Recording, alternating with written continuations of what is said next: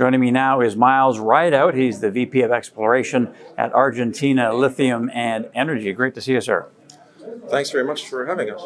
So you have 4 projects in the lithium triangle in Argentina, and the most advanced is Rincon West. So can you give us an overview, 4 assets at least, but give us an overview of what you got there. Sure. So Rincon West is the area we've been drilling now for about 18 months, and we'll be drilling at Rincon for another year at least, or approximately a year. Next year, then, we'll be completing another 12 exploration holes and likely between 4 and 6 pump tests as well, assessing the quality of the aquifer. And with those that work done, we'll be declaring a resource.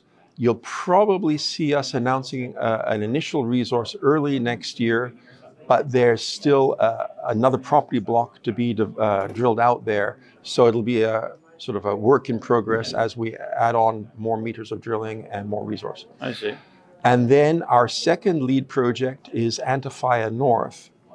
And I guess our strategy is perhaps important to investors in this case. The Rincon project is adjacent to Rio Tinto mining. So instead of sort of greenfields exploration, what we're doing is we're drilling actually beside a major producer, drilling beside their resource and determining that we have similar grade brines under our properties. When we move down to Antofalla North, our properties there are adjacent to Albemarle Corporation. They are the world's second largest lithium producer. And our strategy is the same. We will be drilling beside the Albemarle properties on the same basin. It's a large project we have. There's 10,000 hectares that we have there. And we anticipate drilling the same types of brines that Albemarle has on theirs, and simply determining that our resource is the same quality under our claims. And then we'll do a resource estimate there. Right. Those are the 2 lead projects. We have 2 other projects which are very large claim blocks in other basins. Both basins have lithium brines, typically lower grades, and this would be down the road work. Once we have the 2 main projects drilled out, we'll move our exploration crews onto the 2 lower priority projects with the objective of drilling out large tonnage, lower grade resources for future development. Now, investors, if they don't know, would be very interested to know that Stellantis has a 20% stake in the company, or nearly, in Argentina Lithium and Energy, $90 million, an offtake agreement as well. So what's the significance of having a major OEM like that involved? And then we'll get to the 2 properties that you also picked up today in the news. Right.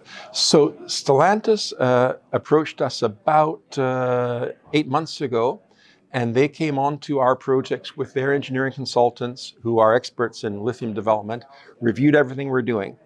They said, present Stellantis a 3-year plan, how we get our projects into pre-feasibility. So we presented that to them. The amount of the financing was agreed mutually between us and Stellantis.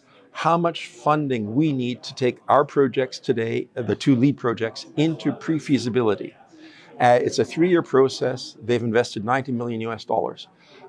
What that means is that we're moving as quickly as we can. That's absolutely what Stellantis wants us to do. They want us to take these projects into pre-production and then production as quickly as possible.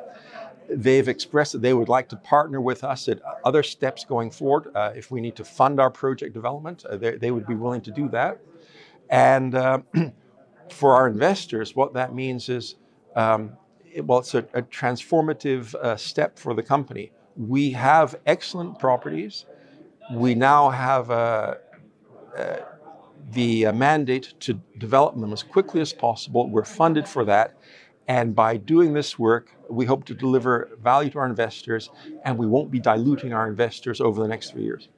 Very good. And these 2 new properties that you picked up, just give us a brief overview of those if you could.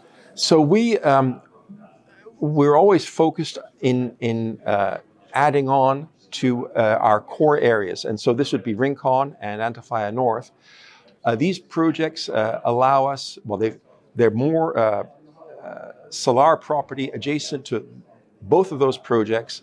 And we negotiated good deals to acquire that ground. and it's unexplored, undrilled ground, but it gives us more scope to build out resource in the months and years ahead. Very good. And just lastly here, Miles, you have a very experienced team. So how does that tie in with the overall value proposition as far as your company sort of differentiating yourselves against peers? Our management group is the Grosso Group, who are managing 3 different exploration companies that are operating in base and precious metals, uranium, and us in lithium. They've been active in Argentina for 30 years. They've made 4 world-class discoveries in Argentina over that time. 2 of those discoveries are in production. What this means is we've got a lot of know-how in our management group how to get the job done and how to get a project from discovery stage, resource, and into production, how to negotiate those deals. And one of the things that we see, and our investors see it, is these property deals that we're doing. We're excellent at finding opportunities, negotiating them, and tying up this ground. Well, thanks for the information. We'll be following. We appreciate it. Well, thank you very much for the opportunity to chat. Okay. Miles Rideout. He is VP of Exploration at Argentina Lithium and Energy.